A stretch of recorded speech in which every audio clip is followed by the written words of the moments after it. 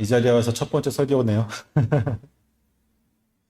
여러분은 우리의 신앙, 우리의 믿음 생활 중에서 우리의 신앙에서 가장 중요한 것이 무엇이라고 생각을 하십니까, 여러분?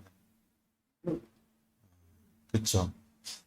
어떤 것이라고 이제 말할 수 있냐면 사실 다양한 답이 나올 수 있겠지만 가장 많은 답은 아마 믿음일 것입니다. 그렇죠?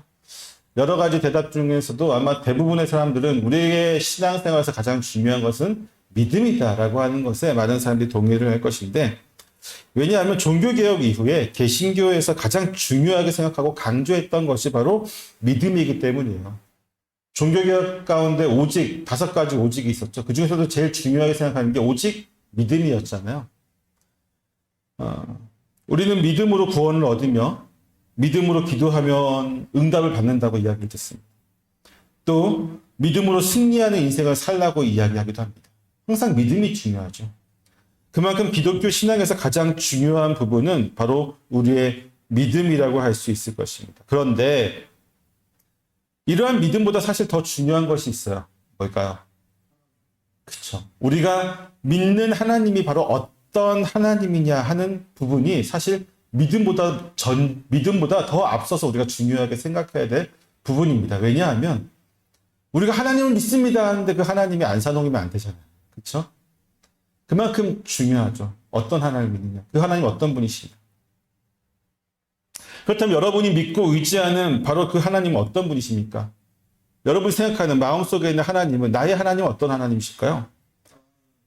어떤 분은 자신이 하나님을 믿는 이유가 그분이 우리를 비롯한 온 우주를 창조했기 때문이라고 말하기도 합니다. 또 어떤 분은 우리에게 복을 주시는 분이기 때문에, 또 어떤 분은 우리를 구원해 주시는 분이기 때문에 하나님을 믿는다라고 이야기합니다.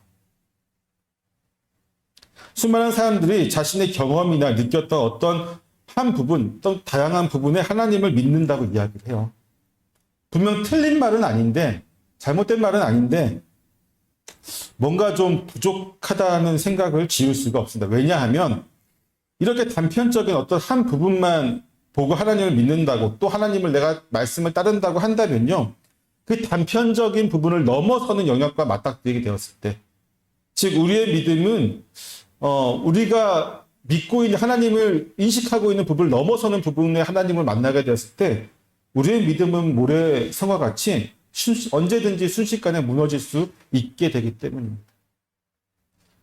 여러분, 만약에 창조주 하나님이 또 복을 주시고 구원해 주시는 바로 그 하나님이 우리가 생각하는 것과 같지 않다고 생각하면 어떨까요? 세상에 만연한 악의 문제라든가 혹은 고통과 절망, 인생의 수많은 문제들에 있어서 우리에게 올바른 답을 주지 않는다고 느껴지게 된다면, 내가 알고 있었던 그 창조주 하나님, 구원자 하나님, 복을 주시는 그 하나님이 이 악의 문제와 고통의 문제, 또 세상에 만연한 여러 가지 수많은 인생의 답들에 대해서 나에게 정답이라고 하는 것들을 가르쳐주지 않는 것처럼 느껴질 때, 물론 정답을 주시지만 느껴질 때 우리는 결국 무너질 수밖에 없습니다. 우리의 믿음은 항상 흔들릴 수밖에 없고 무너질 수밖에 없습니다.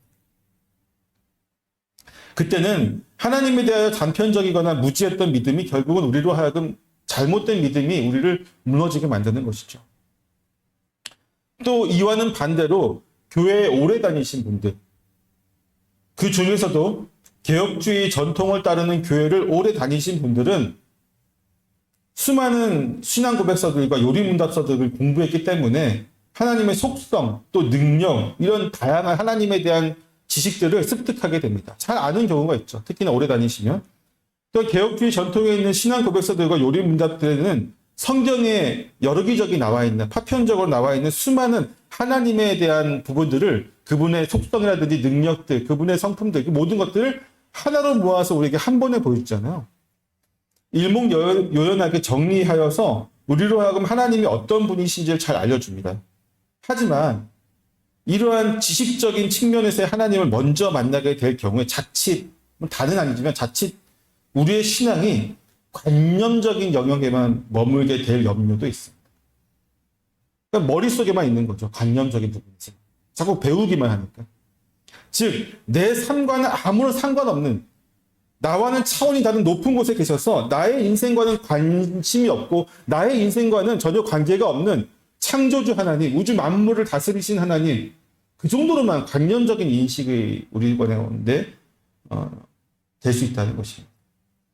때문에 여러분, 하나님에 대한 믿음이 완전한 믿음이 되기 위해서는요, 하나님에 대한 우리의 지식, 그러니까 요리문답에서 배우는 우리의 지식과 더불어서 우리가 경험한 하나님에 대한 인식이 결합이 돼야 돼. 하나가 돼야 돼요.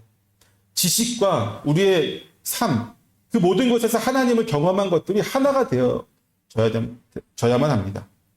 만약 둘이 하나가 되지 않고 서로 다름에도 불구하고 하나님을 믿는다고 말한다면요, 그것은 소위 말하는 맹목적인 믿음, 혹은 어쩌면 가짜 믿음일 수도 있는 겁니다.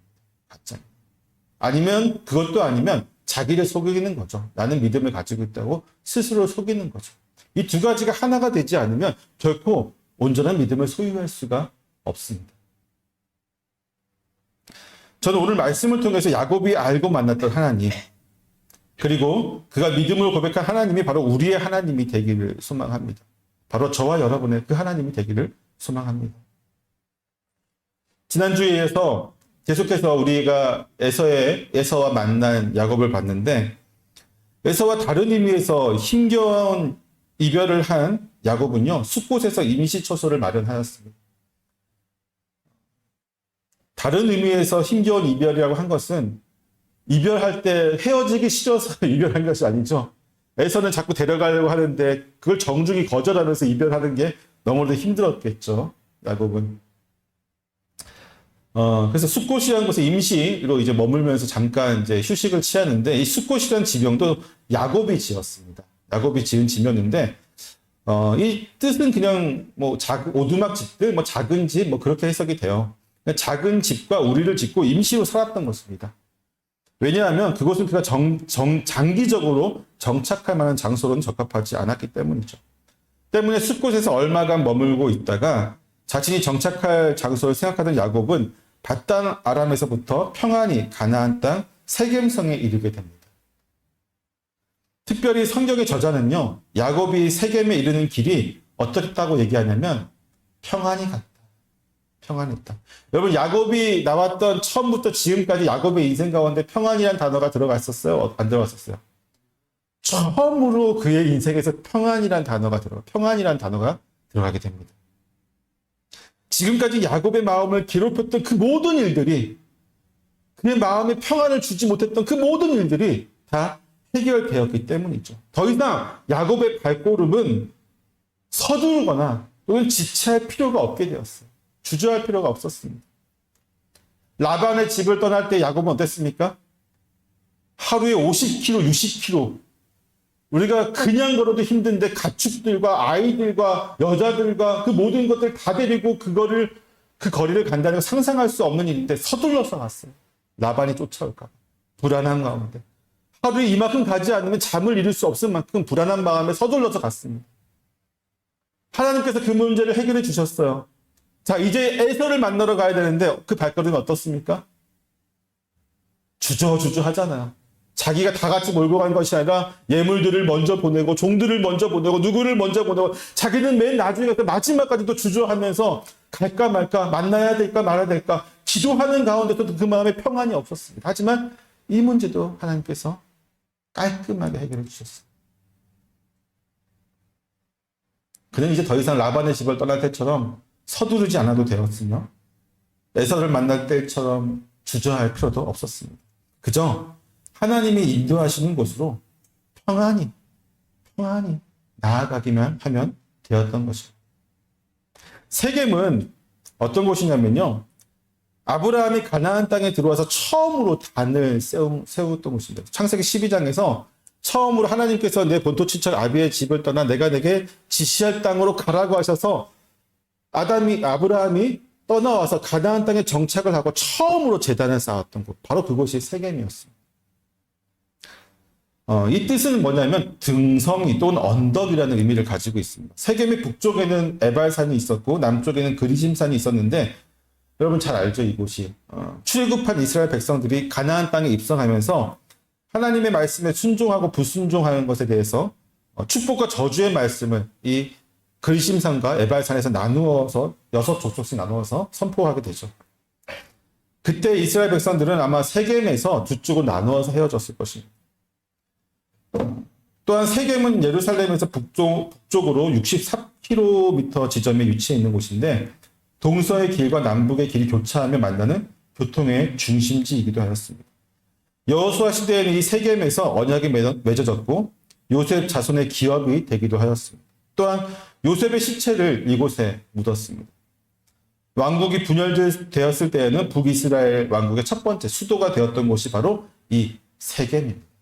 세겜은 항상 이제 야곱과 함께 역사를 했던 곳이었습니다. 야곱은 이제 그곳에 도착해서 그곳에 세겜의 아버지 하몰의 아들들의 손에서 백크시타라는 돈을 지불하고 자기가 정착할 땅을 사게 됩니다. 그리고 그곳에 장막을 치게 되었습니다. 이게 크시타라고 하는 화폐의 단위가 나오는데, 이거는 지금 그 누구도 얼마인지 모릅니다. 학자들도 모르고 그 누구도 모릅니다. 그냥 이런 단위가 있었다는 것만 알고 있어요. 성경에는 한 3번 나옵니다. 3번 정도 크시타라고 하는 이 화폐의 단위가 나오는데, 얼마인지는 몰라. 근데 클 거라는 예상은 해요. 왜? 땅이라고 하는 부분을. 그리고 야곱이 가지고 있었던 재물들, 가축들의 그 수와 양을 생각한다면요.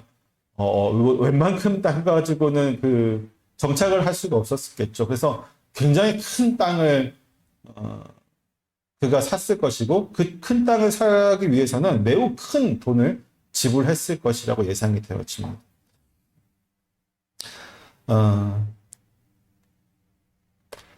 당시에 땅의 주민이 나그네에게 땅을 판다는 것은 사실 쉽게 결정할 수 있는 문제가 아니었습니다. 그럼에도 불구하고 야곱이 땅을 살 수 있었다는 것은요, 하몰과 그 아들들이 야곱의 가족에 대해서 매우 호의적이었다는 것을 의미하죠. 물론 바로 다음 장에서 아주 끔찍한 일이 벌어지긴 하지만 말입니다. 그런데 야곱이 왜 아버지가 있는 헤브론 또는 브엘세바로 가지 않고 세겜에 와서 오래 체류하였는지는 우리가 알 수가 없을 것 같아요. 그 속사정을, 야곱의 그 속사정을 우리가 들여다보지 않고서는 알 수 없겠죠. 근데 추측할 수 있는 건 뭐냐면, 할아버지가 처음 가나안 땅에 들어와서 쌓은 이 제단, 여기에 이 장소를 찾아왔다라고 생각할 수도 있습니다. 하지만 이 생각은 조금 비약적인 생각일 수도 있어요. 그만큼 야곱이 할아버지를 존경하고 하나님에 대한 믿음이 좋았을까? 물론 좋긴 하였지만, 너무 약간 비약적인 생각일 수 있고요. 그보다는 뭐가 좀 와닿냐면, 야곱이 형 에서와는 관계를 회복했지만 아버지와는 아직 관계를 회복한 게 아니잖아요. 아버지에게는 거짓말을 하고 아버지가 원하는 모든 것들을 자기가 뺏어가는, 형에게 주려고 했던 모든 것을 뺏어갔기 때문에 아버지가 그 사실을 알고 나서 자신을 미워했을 거라고 하는 어떤 마음, 그 마음의 부담감, 20년이라는 세월 동안에 거기에 대해서 아버지의 얼굴을 보기가 참 민망했던 것이 아니었을까라는 추측을 해봅니다. 아버지에게 용서받기 전까지는 내가 거기 못 갈 것이다 라고 했던 것 같아요. 야곱은 자신이 정당한 값을 주고 산 세겜 땅의 밭에 단을 샀습니다. 그리고 그 제단의 이름을 뭐라고 하냐면 엘로헤 이스라엘이라고 불렀습니다. 우리는 그냥 엘로헤 이스라엘 딱 붙어 있는데 엘 하고 단어가 그 다음에 엘로헤 그 다음에 이스라엘, 이게 단어가 3개가 있는 거예요. 이 말을 우리말로 풀어보면요, 엘은 하나님을 뜻합니다. 그래서 하나님, 이스라엘의 하나님, 또는 다른 식으로 해석하게 되면 하나님은 이스라엘의 하나님이시다 라고 해석을 할 수 있습니다. 하나님은 이스라엘의 하나님이시다. 옛날 베델에서 야곱은 만약 하나님이 자신을 평안히 아버지의 집으로 돌아가게 한다면 여호와께서 나의 하나님이 되실 것이다 라고 맹세를 하였죠. 나의 하나님, 여호와 하나님께서 나의 하나님이 되실 것이라는 맹세를 합니다. 지금 여기는 베델은 아니지만 야곱은 이미 하나님이 그 약속을 지켜주셨다, 성취해 주셨다라고 인식하고 있고 하나님이 자신의 하나님이심을 고백하고 있는 것입니다. 또한 그는 옛 이름이 야곱이 아닌 하나님이 주신 새로운 이름인 이스라엘이라는 이름으로 이런 신앙 고백을 하고 있습니다. 여기엔 2가지 의미가 있는데요. 하나는 자신의 지난 삶에서 모든 약속을 지키신 그 하나님의 대한 믿음이고요. 다른 하나는 이스라엘이라는 이름을 주신 하나님과 앞으로 또 자신의 남은 삶과도 함께 할 것이라는 의미도 지니고 있습니다. 바로 야곱에게 이 하나님은 어떤 하나님이었냐면 본문에서 나오듯이 엘로의 하나님. 하나님은 나의 하나님입니다. 하나님은 이스라엘의 하나님. 이스라엘 누구예요? 야곱이잖아. 하나님은 나의 하나님이다 고백하고 있습니다. 베델에서 하나님은 야곱을 만나러 친히 찾아오셨습니다. 그에게 복을 주기 위해서 현명하셔서 언약을 맺으셨던 분이 바로 하나님이셨습니다. 때문에 형이 언제 쫓아올지 몰라서 두려워했던 야곱은 그래서 정상적인 길로 가지 못하고 산길을 통해서 쫓아오지 못하고 내가 어느 길로 가는지 알지 못하도록 노숙을 하면서 산길을 갔던 그 야곱이 이제 라반의 집까지 안전하게 갈 수 있었죠. 베델에서 하나님을 만나. 또한 라반의 집에서 야곱은 라반의 수많은 갑질, 외삼촌이 그를 이용해 먹기 위해서 했던 그 수많은 악한 행위들, 그것들 때문에 엄청난 고초를 겪으면서 억울한 일들을 당할 수밖에 없었지만 그 모든 상황에서 하나님은 야곱의 편이 되주셨습니다. 20년 동안 착취만 당했는데 오히려 라반보다 더 큰 부자가 돼서 돌아오게 됐어요. 착취당한 자가 착취한 자보다 더 부가 됐다. 하나님이 그의 편에 서주지 않았다면 불가능한 일이었습니다. 하나님이 그의 편에 서서 야곱에게 복을 주시고 또 그리하여서 그는 4명의 아내와 11명의 자녀 그리고 수많은 재물들을 모아서 가나안 땅으로 돌아올 수 있게 되었습니다. 하나님은 야곱이 언약 백성으로서 하나님의 유업을 온전히 계승하도록 하기 위해서 그를 다시 가나안 땅으로 인도하셨습니다. 그 모든 과정에서 가나안 땅으로 돌아오는 그 모든 과정에서 하나님은 라반과 에서라고 하는 강력한 위협으로부터 그를 안전하게 지켜주셨으며 그가 두려워할 때마다 힘겨워할 때마다 세심하게 꿈에도 나타나시고 하나님의 군대를 보이시고 말씀을 주시고 여러 가지 방법을 통해서 그를 위로하시고 용기를 주셨습니다. 우리 인생의 아버지보다 더 그를 세밀하게 만져주신 분이 바로 하나님이셨습니다. 그리하여서 이제 그의 발걸음이 평안하게 하신 분이 바로 하나님이시죠. 이전까지 야곱에게 하나님은 어떤 하나님이었냐면요. 아브라함의 하나님이었고 이삭의 하나님이었습니다. 야곱에게 하나님이 존재는 알았지만 하나님을 믿었지만 그리고 하나님이 어떤 분이신지 알았지만 그가 고백할 때마다 항상 뭐라고 고백했냐면 아브라함의 하나님이고 이삭의 하나님이라고 고백했다고. 나의 하나님이라고 고백한 적이 없어요. 자신의 삶을 인도하시고 보호하시고 복을 주시는 분임을 알고 있음에도 불구하고 감히 자신의 하나님이라고 부르지 못했습니다. 감히 나의 하나님, 야곱의 하나님이라고 그가 이야기하지 못했다고. 때문에 그는 라반이 책망할 때, 라반이 자신을 쫓아와가지고 라반을 책망할 때에도 우리 아버지의 하나님, 아브라함의 하나님, 곧 이삭이 경외하신 이가 나와 함께 계시지 아니하였더라면 외삼촌께서 이제 나를 빈손으로 돌려 보내셨으리이다 라는 고백을 하죠. 우리 아버지 하나님, 아브라함 하나님, 이삭이 경외하는 그분.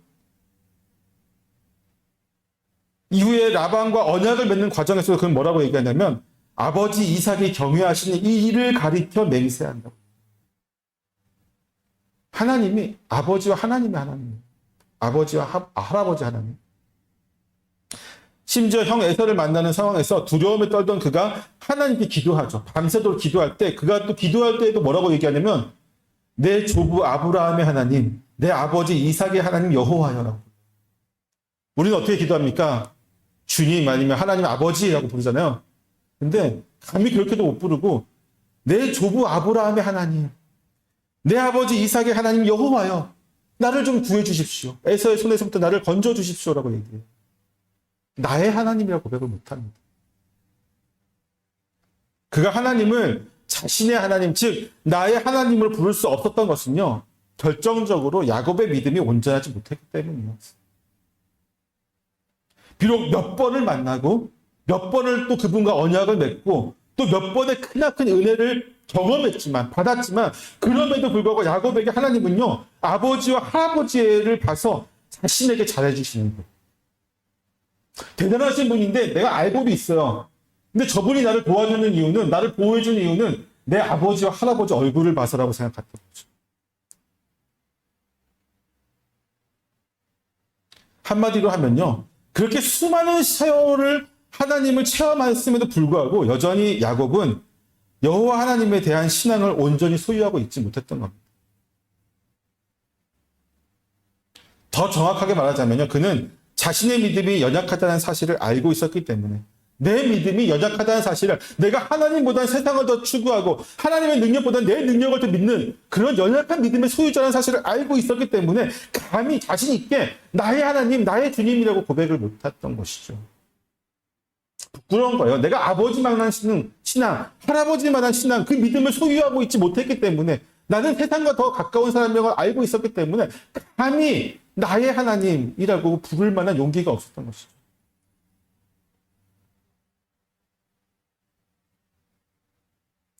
제가 예전에 봤던 어떤 영화에서 얼핏 기억나는 장면이 있는데, 주인공이 어떻게 자신의 사랑하는 사람이 지금 죽어가는 위기에 있어요. 그러니까 위기에 있어서 기도를 해야 되는데 이 사람 교회를 다닌 적이 없습니다. 근데 어렸을 때 교회 몇 번 다녔던 기억이 있어서 하나님께 기도를 하는데 어떻게 기도하냐면, 어머니가 믿는 하나님, 이렇게 기도를 해요. 우리 어머니가 믿는 하나님, 제발 내 사랑하는 사람을 살려주십시오. 야곱이 딱 그래요, 지금. 알고 있어요. 그분이 있는 거 알아요.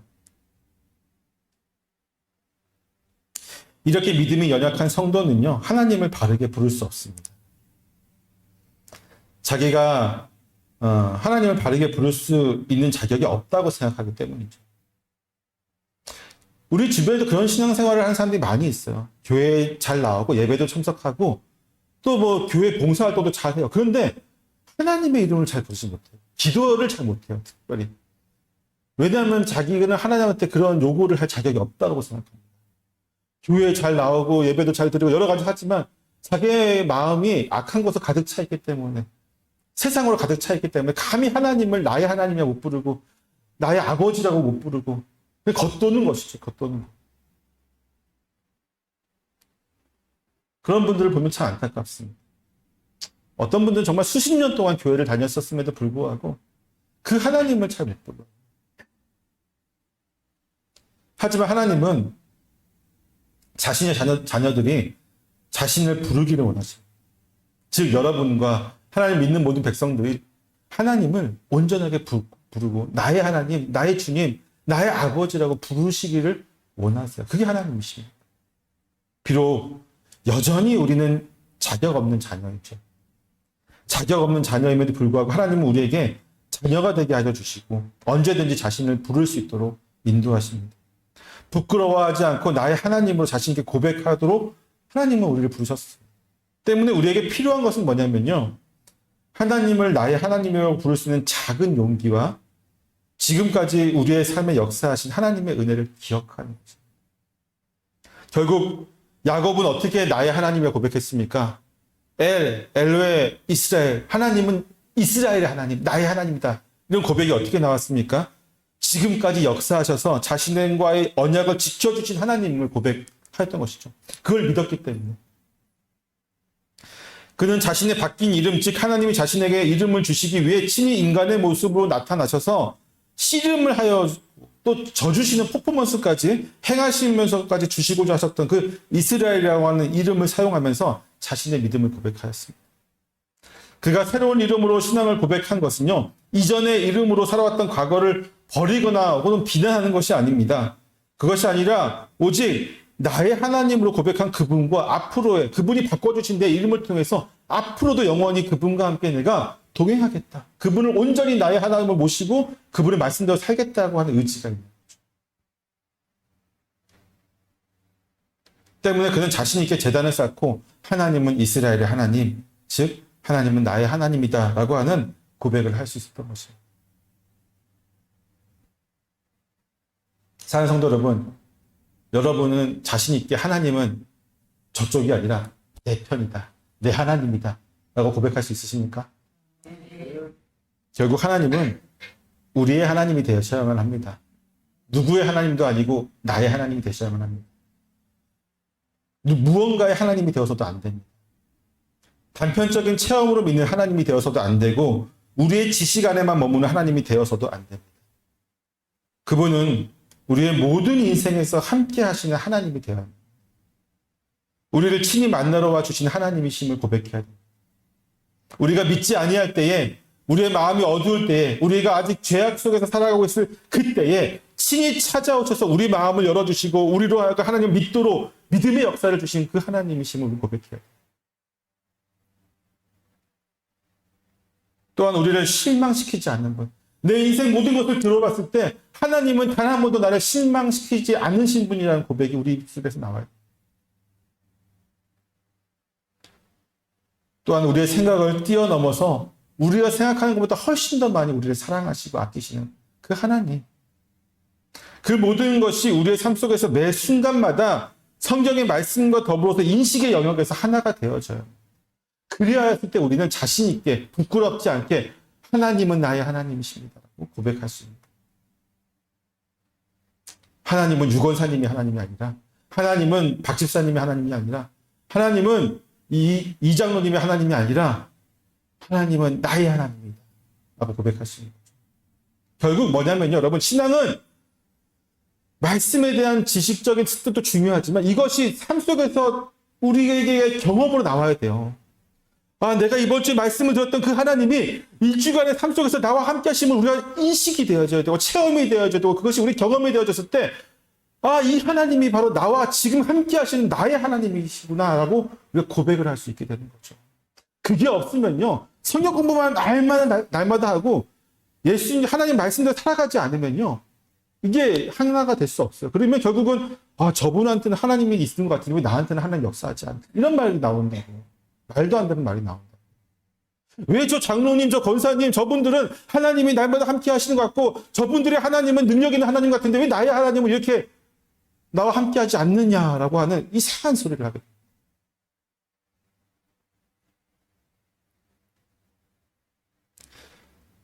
살아계셔서 지금도 역사하시는 하나님이 바로 나의 하나님이라고 외칠 수 있기를 소망합니다. 우리를 위해 모든 것을 행하시고 주야로 지켜주시며 세밀히 살피시는 그분이 바로 다른 누구도 아닌 저와 여러분의 하나님이라고 부를 수 있기를 소망합니다. 야곱이 자신의 모든 삶을 돌아보아서 단 한 번도 자신을 실망시킨 적 없으신 하나님을 온전히 알고 그분의 약속이 자신의 삶 가운데 모두 이루어진 사실을 알게 되었을 때 그가 하나님을 아브라함과 이삭의 하나님이 아니라 나의 하나님으로 고백했던 것처럼 우리 역시 우리의 모든 삶에서 그분의 신실하심을 알아야 합니다. 또한 그가 이스라엘이라는 이름을 새롭게 하나님으로 같은 이름으로 자신의 하나님을 고백했던 것처럼 날마다 새로워지는 모습으로 하나님께 나아가야 됩니다. 나의 하나님을 찾아야 하죠. 우리가 믿음으로 성장해 가면서 날마다 우리의 믿음 가운데 세밀하게 인도하신 그분을 우리가 발견해야 됩니다. 그분은 과거에만 계시는 분이 아니라 우리의 모든 삶에 함께 계시는 분이기 때문이죠. 사랑하는 성도 여러분, 이 시간 함께 외쳐보기를 소망합니다. 하나님은 나 하고 이름을 넣고 하나님이십니다. 같이 한번 해볼까요? 시작. 하나님은 나 대현이의 하나님이십니다. 한 번 더 해봅시다. 시작. 하나님은 나 대현이의 하나님이십니다. 아멘. 네, 할렐루야. 그 하나님 앞에서 날마다 승리하시기를 축원합니다. 기도하겠습니다.